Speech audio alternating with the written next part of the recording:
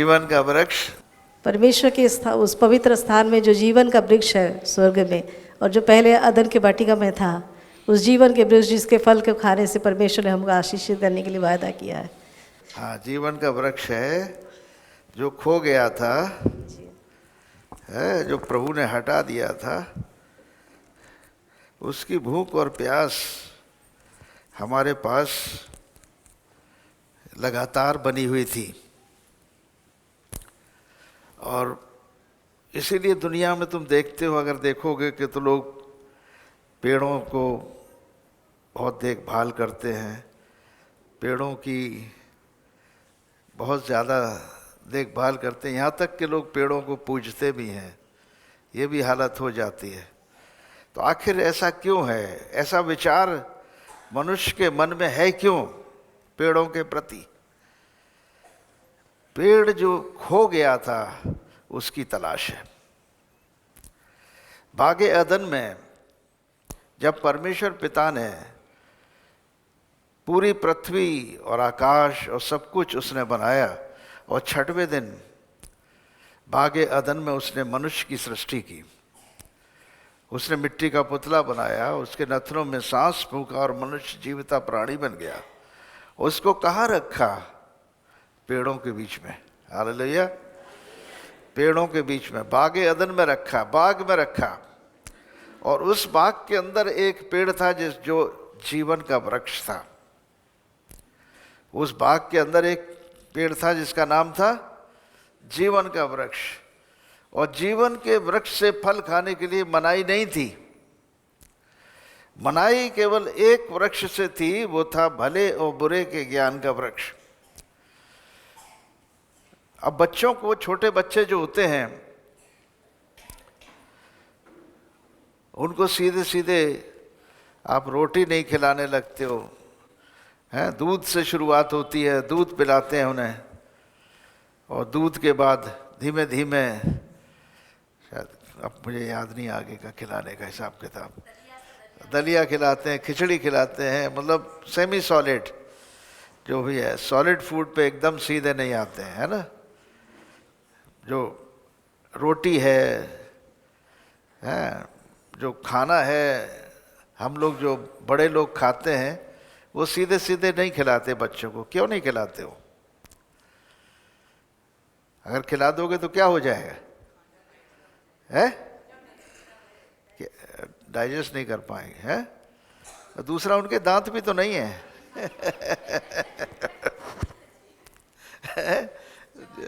जब दांत चबाने के लिए हो जाएंगे तभी तो सॉलिड खाना खिलाओगे, है ना। तो बागे अदन में जब आदम को रखा था तो क्या वो बच्चा था?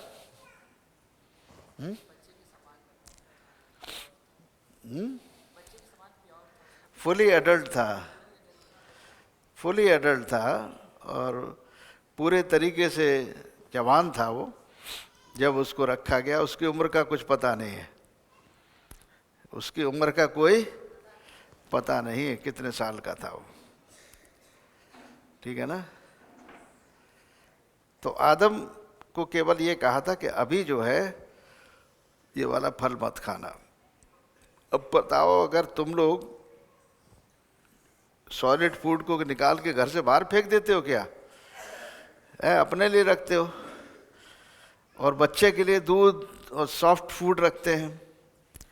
ऐसे ही बागे अदन में परमेश्वर ने जो भले और बुरे के ज्ञान का वृक्ष लगाया था, तो किस लिए लगाया था? और फिर मना क्यों किया? ऐसा क्यों किया? क्या परमेश्वर को पता नहीं था कि ये हो सकता है? परमेश्वर सर्वज्ञानी नहीं है क्या? है? तो इतनी बड़ी गलती कैसे कर जाएगा? इतनी बड़ी गलती परमेश्वर नहीं कर सकता। अगर वो सर्वज्ञानी है, सर्वव्यापी है, ओमनी प्रेजेंट, ओमनी पोटेंट, ओमनीशिएंट, सब कुछ जानता है, आगे पीछे, पास्ट, प्रेजेंट और फ्यूचर, पिछला जीवन, आगे का जीवन, आज का जीवन, उसको पता है कि मैं कल क्या करूँगा। परमेश्वर जानता है। हालेलुया! कितनी अच्छी बात है कि हमारा परमेश्वर सर्वज्ञानी है, कोई भी बुरी चीज़ नहीं होती। अब पौलुस साहब ने जो लिखा है ना, कितनी अच्छी बात लिखी है रोमियो के 8 अध्याय उसके 28 पद में। जोर से पढ़ना है इसको। कोई माइक है किसी के पास? जल्दी जल्दी पढ़ते जाओ, हम पन्ने नहीं पलट पाएंगे, हमारे पन्ने चिपके हुए हैं बाइबल के। हाँ, रोमियो 8 उसका 28। या हम जानते हैं कि जो लोग परमेश्वर से प्रेम रखते हैं उनके लिए सब बातें मिलकर भलाई ही को उत्पन्न करती हैं, अर्थात उन्हीं के लिए जो उसकी इच्छा के अनुसार बुलाए हुए हैं। अब आदम कौन था? ये आदम परमेश्वर की इच्छा के अनुसार बनाया हुआ था कि नहीं?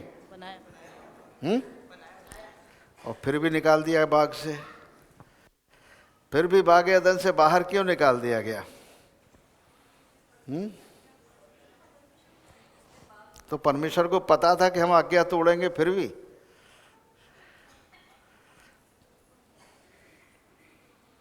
ऐसा क्यों करता है वो? परमेश्वर गलती कर सकता है? हैं? तुम कर सकते हो गलती, तो फिर परमेश्वर क्यों नहीं कर सकता? तुम कौन हो? आप परमेश्वर के स्वरूप हो, परमेश्वर की समानता और उसके स्वरूप में बनाए हुए हो, फिर गलती कैसे कर सकते हो? ना तो परमेश्वर गलती कर सकता है और ना हमें गलती करनी चाहिए। दोनों बातें सही है। आदम ने कोई गलती नहीं करी, ठीक है ना? हव्वा ने कोई गलती नहीं करी। अब बताओ, जबरदस्ती इतने वर्षों से हम लोग अपनी आदि माता को दोष देते चले आ रहे हैं। धन्यवाद करो कि उसने कम से कम वो फल तो खा लिया, अकल खुल गई हमारी, हम बुरे भले के बारे में जान तो गए, कौन गलत किए हैं, है? लेकिन अब स्वतंत्र इच्छा है। बुरा हम जानते हैं, हम भला जानते हैं, तो हम बुरा क्यों करते हैं? फिर हमें बुरा नहीं करना चाहिए, हमें भला करना चाहिए, क्योंकि परमेश्वर भला है। परमेश्वर के चरित्र को भूल गए कि परमेश्वर भला है और वो भला करना चाहता है हमारे साथ, और हमको भी भला करने की उसने शक्ति और समझ दी है। संत पौलुस भी एक जगह कहते हैं कि देखो, भलाई करो, सबके साथ भलाई करो, और विशेष करके विश्वासी भाई बहनों के साथ भलाई करो। मतलब अगर मौका है तुम्हें भलाई करने का तो चूकना मत, और यदि तेरे हाथों में भलाई करने की शक्ति है और तू नहीं करता है, ये सोचकर कि ये व्यक्ति मेरी जाति और मेरे धर्म का नहीं है, मेरे गांव का नहीं है, मेरा भाषा बोलने वाला नहीं है, मैं तो केवल अपनों के साथ ही भलाई करूंगा, तो ऐसा करने वाला व्यक्ति पाप करता है। यानी हमें भलाई करने की शक्ति और सामर्थ्य है और हम भलाई नहीं करते हैं, तो ये हमारे लिए पाप गिना जाएगा। बाइबल के अनुसार प्रभु का यही वचन है। तो आज हम विशेष रूप से ध्यान दे रहे हैं कि आखिर ये जीवन का वृक्ष के हम भूखे और प्यासे क्यों रह गए? क्योंकि जब हमने बुरे और भले के ज्ञान का वृक्ष का फल खा लिया, तो परमेश्वर ने जीवन के वृक्ष को उखाड़कर स्वर्ग में ले गए। क्यों ले गए? पढ़ो ठीक से, क्या लिखा है वहाँ उत्पत्ति के 3 अध्याय में।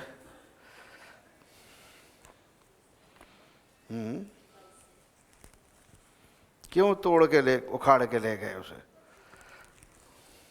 ताकि सदा जीवित ना रहे। फिर यहोवा परमेश्वर ने कहा, मनुष्य भले बुरे का ज्ञान पाकर हम में से एक के समान हो गया है, इसलिए अब ऐसा ना हो कि वह हाथ बढ़ाकर जीवन के वृक्ष का फल भी तोड़ के खा ले और सदा जीवित रहे।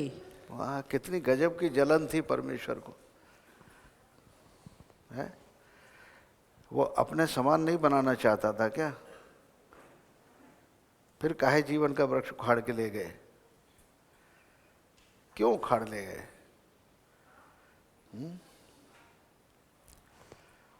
जीवन का वृक्ष क्यों उखाड़ ले गए? इसलिए उखाड़ ले गए कि तुम लोग खा लोगे और भले और बुरे का ज्ञान प्राप्त करके ईश्वर के समान हो जाओगे। ये अजब चीज है। क्या ईश्वर ने हमें अपने समान बनाया नहीं था क्या? हमें बनाया था। फिर भी ये घटना क्या दर्शाती है? कभी हम लोग खुले दिमाग से सोचें कि परमेश्वर ने जिस स्थिति में, अब पादरियों से पूछोगे तो वो तो ईश्वर का डिफेंस करते हैं। हम गॉड के डिफेंडर नहीं हैं, है ना? गॉड का डिफेंडर होता है वो जबरदस्ती सब चीज़ों को, चाहे गलत चाहे सही, सबको सही साबित करने में लगा रहता है। समझ रहे हो ना? I am not the defender of God, God is my defender. उल्टा है? वो मेरा डिफेंडर है। तो जो कुछ उसने ये किया है वो मेरे डिफेंस में किया है। ये समझने की बात है। अगर जीवन के वृक्ष से हमें वर्जित किया खाने के लिए, तो कोई परिस्थिति ऐसी है जो सही नहीं है।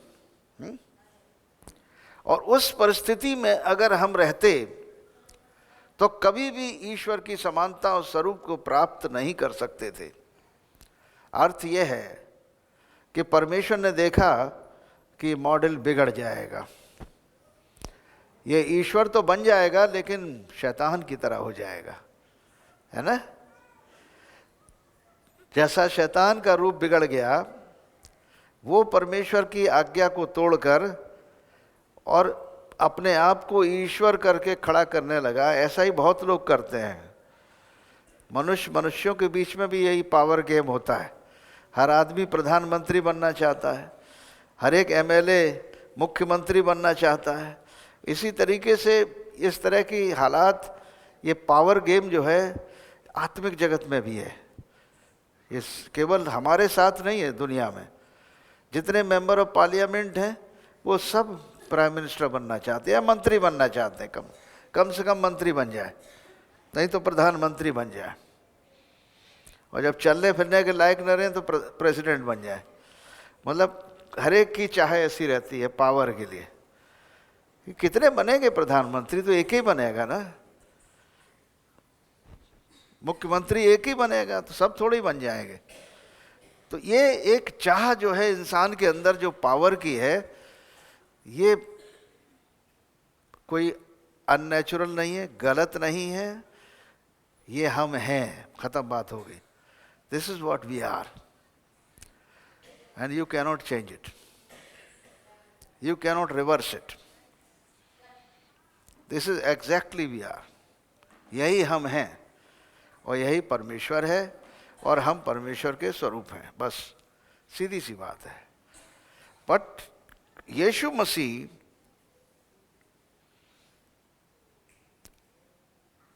परमेश्वर का पुत्र तो शुरू से ही है। वो तो दुनिया के शुरुआत से है, जब सृष्टि की गई तब से है वो। और वो जीवन का वृक्ष हटाने का उद्देश्य एक ही है कि जीवन का वृक्ष पहले स्वर्ग में था। समझ रहे हैं ना? जिसे पृथ्वी पर लगाया गया था ताकि पृथ्वी भी स्वर्ग की एक टेरिटरी बन जाए, एक स्वर्गीय स्थान बन जाए पृथ्वी, और पृथ्वी पर स्वर्ग का राज्य आ जाए। पृथ्वी पर स्वर्ग का राज्य लाने के लिए जीवन का वृक्ष पृथ्वी पर लगाया गया था। अब जब स्वर्ग का राज्य नहीं रहेगा तो पृथ्वी पर जीवन के वृक्ष का रहने का फिर कोई कारण नहीं रह जाता, इसलिए उसको हटाना है। जब तक पृथ्वी इस योग्य न बन जाए कि हम जीवन के वृक्ष को दोबारा पृथ्वी पर लेकर आ जाए, तो ये जीवन का वृक्ष उठा के फिर वापस स्वर्ग में चला गया। और प्रकाशित वाक्य में दिया हुआ जीवन का वृक्ष है कहाँ? अभी स्वर्ग में है ना, इस समय स्वर्ग में है।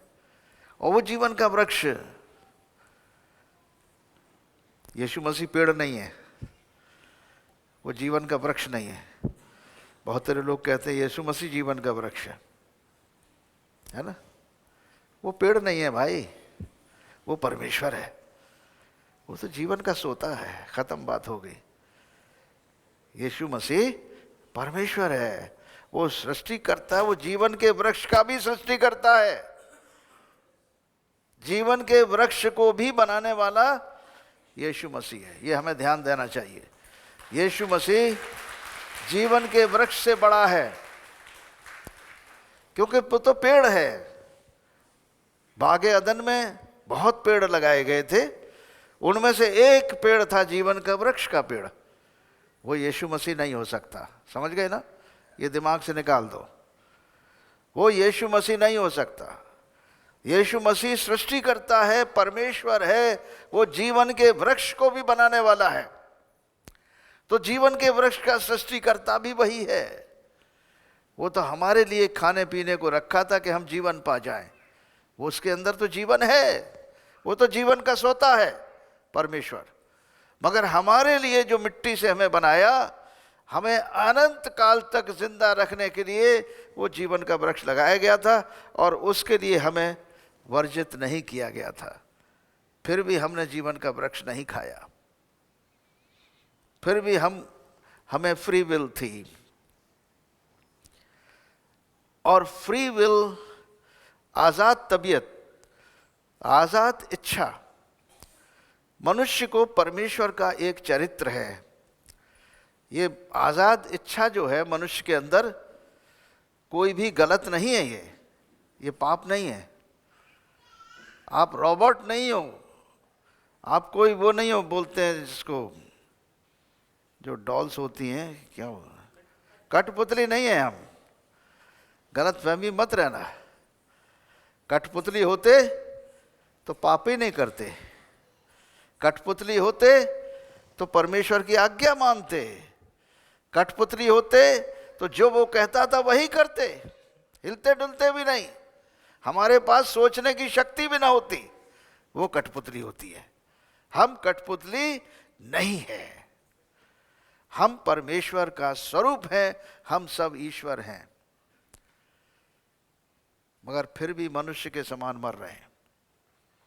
ईश्वर होते हुए भी हमारे अंदर मृत्यु है, हमारे अंदर गुनाह है, बीमारी है, रोग है, पाप है। ये सारी वस्तुएं हमारी स्वतंत्र इच्छा के कारण आ गईं। और अगर स्वतंत्र इच्छा परमानेंट कर दी जाती, यानी जीवन का वृक्ष खिला के हम हमेशा के लिए जीवित रहते, उस अवस्था में, पाप की अवस्था में, तो कभी भी स्वर्ग राज्य में प्रवेश नहीं करते। परमेश्वर जो करता है वो हमारे लिए भला ही करता है। पिता अपने बच्चों के लिए कभी बुरा नहीं सोचता।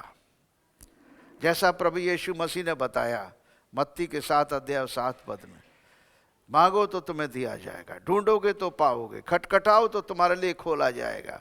जब तुम्हारा बेटा तुमसे रोटी मांगे तो उसे पत्थर नहीं देते हो, जब वो मछली मांगे तो सांप नहीं देते, अंडा मांगे तो बिच्छू नहीं देते हो।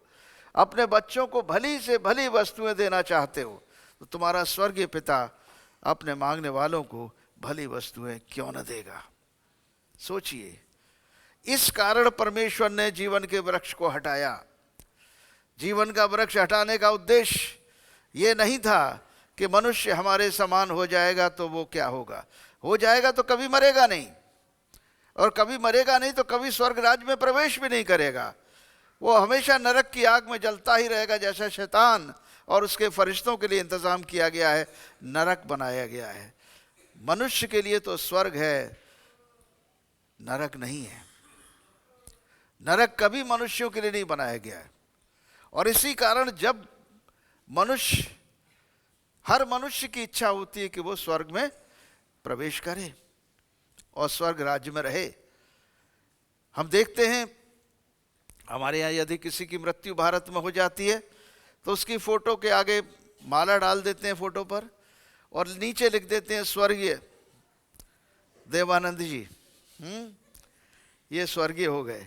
अब पता भी नहीं है लेकिन स्वर्गीय लिखते हैं। बाल बच्चे भी स्वर्गीय लिखते हैं, वो अपने पिता माता के लिए भी स्वर्गीय लिखते हैं। काहे लिखते हो? नरकी कोई नहीं लिखता, हर एक कोई स्वर्गीय लिखता है, क्योंकि नरक हमारे लिए नहीं बना है। सीधी बात है, परमेश्वर ने नरक मनुष्यों के लिए नहीं बनाया, इसीलिए वो जोर मार रहा है। इसीलिए परमेश्वर पूरी ताकत लगा रहा है कि हर एक मानव स्वर्ग में प्रवेश करे। इसीलिए उसने अपने पुत्र, जिसे हम यीशु मसीह के नाम से जानते हैं, मनुष्य बनाकर पृथ्वी पर, नरक जैसी पृथ्वी पर भेज दिया कि इस नरक को स्वर्ग बना दे। इस नरक की आग से निकाल कर मनुष्य को स्वर्ग राज्य में ले आए। मनुष्य की इच्छा है वही परमेश्वर की इच्छा है, स्वर्ग की। हर फोटो के आगे स्वर्गीय लिखा रहता है। यीशु मसीह भी यही चाहते हैं कि हम सब स्वर्गीय हों, हम सब स्वर्ग राज्य के प्रवेश करने वाले हों। और इसीलिए उन्होंने प्रार्थना तक सिखाई 6 अध्याय में मत्ती के, हे हमारे पिता तू जो स्वर्ग में, तेरा नाम पवित्र माना जाए, तेरा राज्य आए, तेरी इच्छा जैसे स्वर्ग में पूरी होती है वैसे ही पृथ्वी पर पूरी। काहे कह रहे हैं प्रभु यीशु मसीह? क्यों परमेश्वर के राज्य को पृथ्वी पर लाने की बात कर रहे हैं यीशु मसीह? क्योंकि स्वर्ग राज्य में मनुष्य का हक है। परमेश्वर ने स्वर्गदूतों को अपनी समानता और अपने स्वरूप में नहीं बनाया है। अच्छी तरह समझ लीजिए, हम मनुष्यों को परमेश्वर ने अपनी समानता, अपने स्वरूप में बनाया है। स्वर्गदूत तो सेवा टहल करने वाली आत्माएं हैं, जो मनुष्यों के लिए, यानी जो उद्धार पाए हुए व्यक्ति हैं उनके लिए, उनकी देखभाल के लिए वो आत्माएं काम करती हैं। जिस दिन हम यीशु मसीह पर ईमान लाते हैं, विश्वास करते हैं और बपतिस्मा लेते हैं पिता पुत्र पवित्र आत्मा के नाम से, स्वर्गदूत हमारे साथ हमारी रक्षा के लिए लग जाते हैं। पवित्र आत्मा हमारे ऊपर आ जाता है और हम स्वर्ग राज्य के वारिस होने के कारण हमारी रक्षा परमेश्वर के स्वर्गदूत करते हैं। ये अच्छी तरह जानना चाहिए हमें। परमेश्वर की इच्छा नहीं कि कोई भी नाश हो, बिल्कुल इच्छा नहीं है। और इसीलिए शुरुआत से लेकर आज तक परमेश्वर का प्रयास है कि वो हम मनुष्यों को बचाकर अनंत जीवन में ले जाए, हम सबको अनंत जीवन में प्रवेश कराए। इसलिए जीवन के वृक्ष को वहाँ से हटाया गया कि हमारी स्थिति कहीं बिगड़ न जाए। और बिगड़ने का एक ही कारण था, हम स्वतंत्र इच्छा वाले व्यक्ति थे। कहीं ऐसा न हो भले बुरे का ज्ञान पाकर ये बुरा भी करने लगे, और बुरा करेंगे कभी नहीं मरेंगे तो ये नरक में जाएंगे शैतान के साथ। उससे बचाने के लिए परमेश्वर ने जीवन के वृक्ष को वहां से हटा दिया, ताकि उद्धारकर्ता को भेजकर वो हमारे उद्धार के काम को पूरा करे। इसलिए परमेश्वर ने अपने पुत्र को पृथ्वी पर मनुष्य बनाकर भेजा, ताकि हम मनुष्यों के बीच में रहकर वो हमारे लिए उद्धार का काम करे। यूहन्ना के 7 अध्याय और उसके 37 और 38 पद में हम पढ़ेंगे, यीशु मसीह यरूशलेम में है और पर्व का अंतिम दिन है, जो मुख्य दिन है, और खड़े होकर पुकारने लगे, यदि कोई प्यासा हो तो मेरे पास आए और पिए। जो मुझ पर विश्वास करेगा, जैसा पवित्र शास्त्र में आया है, उसके हृदय में से जीवन के जल की नदियां बह निकलेंगी। हालेलुया, जीवन जल की नदियां बह निकलेंगी। प्रभु यीशु मसीह जीवन का जल पिलाने के लिए आए दुनिया में। वो जीवन जल का सोता है, वो हमें अनंत जीवन देना चाहता है।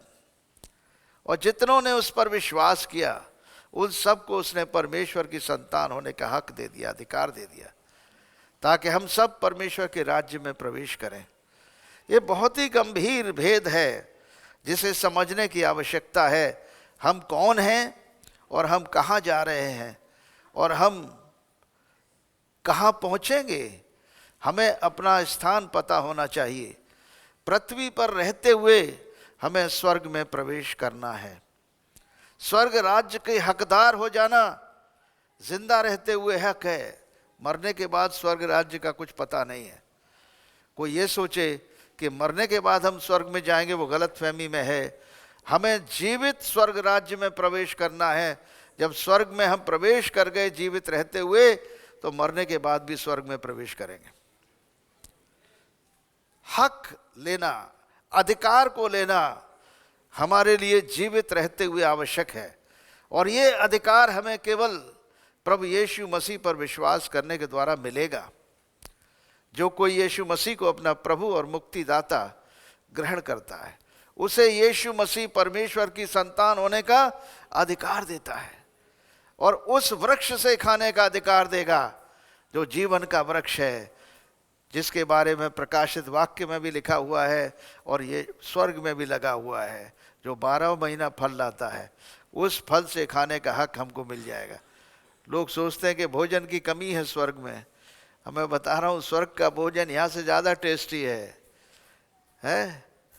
लेकिन वहाँ किसी जानवर को मारने की आवश्यकता नहीं पड़ती है, फिर भी बहुत बढ़िया भोजन मिलता है। स्वर्ग में अच्छा भोजन है, इससे ज़्यादा टेस्टी है। और स्वर्ग में कोई भी, अब सोचते होंगे कि विश्वासी लोगों को जब यहाँ से हम शरीर को छोड़ते हैं तो क्या आत्मा हवा की तरह होती है? ऐसा नहीं है। उसे शरीर मिलता है नया, वो आत्मिक शरीर होता है। वो शरीर मिलता है, स्वर्ग का कपड़ा होता है। स्वर्ग का कपड़ा हम लोग पहनते हैं। संत पौलुस ने उसके बारे में बहुत अच्छा जिक्र किया है। अगर हम देखेंगे तो पहला कुरिन्थियों में है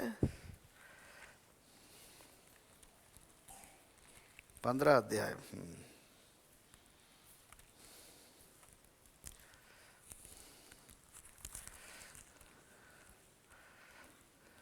हाँ। 40 पद। स्वर्गीय देह है और पार्थिव देह भी है, परंतु स्वर्गीय देहों का तेज और है और पार्थिव देह का और है। सूर्य का तेज और है, चांद का तेज, तारागणों का तेज अलग है, क्योंकि एक तारे से दूसरे तारे के तेज में अंतर है। मुर्दों का जी उठना भी वैसा ही है। शरीर नाशवान दशा में बोया जाता है, अविनाशी रूप में जी उठता है। फिर भी 45 पद में लिखा है, प्रथम मनुष्य आदम जीवित प्राणी बना और अंतिम आदम जीवनदायक आत्मा बना। हालेलुया। तो यीशु मसीह इसी जल को, जीवनदायक आत्मा है, वो जीवनदायक आत्मा हमारे अंदर डालना चाहता है, अनंत जीवन का आत्मा, और यही हम प्राप्त करते हैं। और स्वर्गीय देह होती है जो स्वर्ग में हमें मिलती है, वो महिमा युक्त देह है और सब कुछ वहाँ पर दूसरे तरीके का नज़ारा है। खैर, हमें सबसे ज़्यादा आवश्यक बात यह है, जो हमने आज कहा कि जीवन का वृक्ष क्यों हटाया गया, उसका कारण हमने समझ लिया कि जीवन का वृक्ष हटाने का पर्पस था हम ही को बचाना था, हमारे बचाने के लिए। हालेलुया।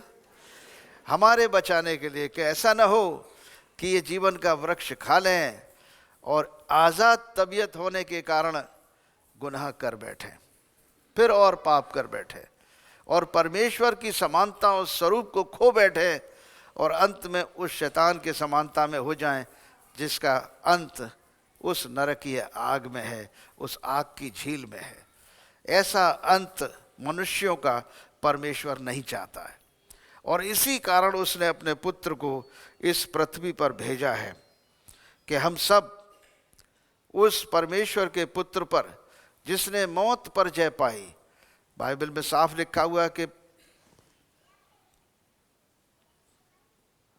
पाप का दंड तो मृत्यु है, परंतु परमेश्वर का वरदान हमारे प्रभु यीशु मसीह में अनंत जीवन है। ये जीवन का आत्मा है। जीवनदायक आत्मा बना, दूसरा मानव, दूसरा मनुष्य, दूसरा आदम जो यीशु मसीह है। ये अंतिम आदम है और ये अंतिम आदम जीवनदायक आत्मा बनकर संसार के लिए अनंत जीवन लाया है। हम मनुष्यों के लिए अनंत जीवन का वारिस हो गया है और उसी में हमें अनंत जीवन है। यानी यीशु मसीह के अंदर ही अनंत जीवन है। जब हम मसीह में हैं, जब हम मसीह के अंदर हैं, मसीह से बाहर अनंत जीवन नहीं है। ध्यान रखने की जरूरत है। यीशु मसीह मानव है और परमेश्वर का पुत्र भी है और वो परमेश्वर का पुत्र मनुष्य बना है, हमारे और आपके समान मनुष्य बना है पूरे तरीके से, परंतु निष्पाप और निष्कलंक रहकर उसने पाप पर जय पाई, उसने मौत पर जय पाई, ताकि हम मनुष्यों के लिए वो लड़कर जीत जाए। हमें लड़ने की ज़रूरत नहीं है, हमें विश्वास करने की ज़रूरत है। हम केवल विश्वास करें और हमें अनंत जीवन यीशु मसीह में मिल जाएगा। यीशु मसीह से बाहर अनंत जीवन नहीं है मेरे प्रियो। बहुत तेरे ईसाई बन जाते हैं और ये सोचते हैं कि वो स्वर्ग राज्य में प्रवेश कर जाएंगे। ये बहुत बड़ी गलतफहमी है। ईसाइयों की बहुत बड़ी संख्या नरक के दरवाजे पर खड़ी होगी, हम बता रहे हैं, लेकिन विश्वासियों की संख्या बड़ी संख्या होगी जो न ईसाई होंगे और न किसी और धर्म के मानने वाले होंगे। वो ऐसे होंगे, वो यीशु मसीह की समानता में होंगे, यीशु मसीह के स्वरूप में होंगे और यीशु मसीह में होंगे। हालेलुया, यीशु मसीह में होंगे। तो मेरे प्रियो, जब हम यीशु मसीह में हैं तो हम अनंत जीवन के वारिस हैं, हम परमेश्वर के राज्य के वारिस हैं। जैसा यीशु मसीह है वैसे हम भी हैं। ऐसा हो जाएगा, जहां यीशु मसीह है वहां हम भी रहेंगे। जो यीशु मसीह का हक है वही हम बेटा बेटियों का हक हो जाएगा। यीशु मसीह के द्वारा हम परमेश्वर के बेटे और बेटियां हो जाते हैं और हमें पूरा हक मिल जाता है। इसी हक को दिलाने के लिए यीशु का दरबार लगा है। संपूर्ण मानव जाति को परमेश्वर का बेटा और बेटी होने का हक दिलाने के लिए यीशु दरबार में प्रचार होता है और यीशु दरबार में प्रचार पवित्र आत्मा की प्रेरणा से होता है, परमेश्वर के वचन से होता है और यीशु मसीह के लिए होता है। और यीशु मसीह के जीवन को हम मनुष्यों में डालना चाहते हैं। यीशु मसीह के जीवन को हम खुद अपने अंदर ग्रहण करना चाहते हैं। जब उसका जीवन हम में होगा तो हमारे अंदर अनंत जीवन होगा। हम अनंत जीवन को प्राप्त करके परमेश्वर के राज्य के वारिस हमेशा हमेशा के लिए रहेंगे। परमेश्वर की इच्छा नहीं है कि मनुष्य का जीवन केवल 70-80 साल और 120 साल रहे, उतना ही नहीं है। हमारा जीवन इसके बाद बड़ा है। हम कभी मरने वाले नहीं हैं। या तो परमेश्वर के राज्य में रहेंगे या परमेश्वर के राज्य से बाहर रहेंगे, या तो बागे अदन में रहेंगे या बागे अदन से बाहर निकाल दिए जाएंगे। ये गंभीर अवस्था है। दो ही चीजें हैं केवल, परमेश्वर का राज्य और परमेश्वर के राज्य से बाहर। इस अवस्था में मनुष्य को आना जरूरी है। यानी परमेश्वर के राज्य में प्रभु यीशु मसीह में होकर हम प्रवेश करते हैं और यीशु मसीह का चरित्र हमारे जीवनों में बनता चला जाता है। हमें मसीह का चरित्र ग्रहण करना चाहिए। हमें मसीह की आत्मा के द्वारा उसके अधीन होकर उसकी समानता और उसके स्वरूप में बनते रहना चाहिए। धीमे धीमे धीमे हम मसीह की समानता में बनते बनते परमेश्वर के बेटे और बेटियां हो जाते हैं। हालेलुया। इसलिए हम सब प्रार्थना करें कि हम प्रभु के राज्य में प्रवेश करें। हमारा दुश्मन भी प्रवेश करे, हमारे दोस्त भी प्रवेश करें, कोई भी परमेश्वर के राज्य से वंचित न रह जाए। ये प्रार्थना हमारी होनी चाहिए। अपनी जगहों पर हम खड़े हो जाएंगे। प्रार्थना करेंगे।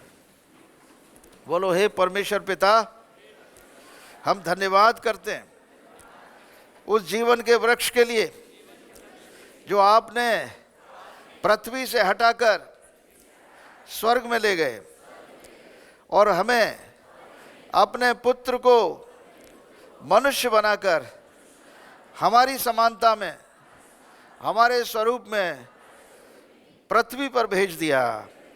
वो कुंवारी मरियम से पैदा हुआ, उसने दुख उठाया, क्रूस पर मारा गया, गाड़ा गया और तीसरे दिन मुर्दों में से जी उठा, ताकि संपूर्ण मानव जाति मौत पर जय पाकर, पाप पर जय पाकर यीशु मसीह में जी उठे।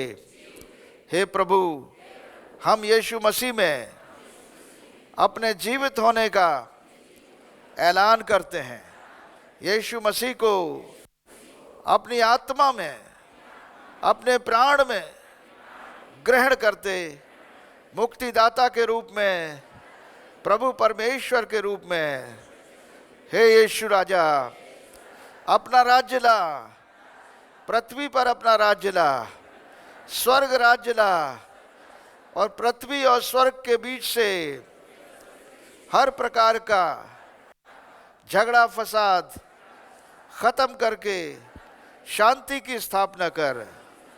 पृथ्वी पर शांति हो, स्वर्ग और पृथ्वी के बीच में शांति हो, मनुष्यों के बीच में शांति हो, और जीवन का आत्मा हम में प्रवेश करे और हमें शांति दे, हमें चंगा करे, हमें छुटकारा दे।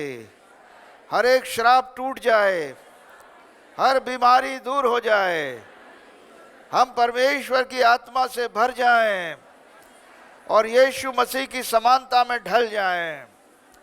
धन्यवाद यीशु, धन्यवाद यीशु, आमीन। अब प्रधान परमेश्वर पिता, पुत्र, पवित्र आत्मा अपना हाथ बढ़ाकर तुम्हें छुए, तुम्हें आशीष दे, तुम्हारी रक्षा करे। प्रभु अपने मुख का प्रकाश तुम पर चमकाए, तुम पर अनुग्रह करे। प्रभु अपना मुख तुम्हारी ओर करे और तुम्हें शांति दे। आमीन।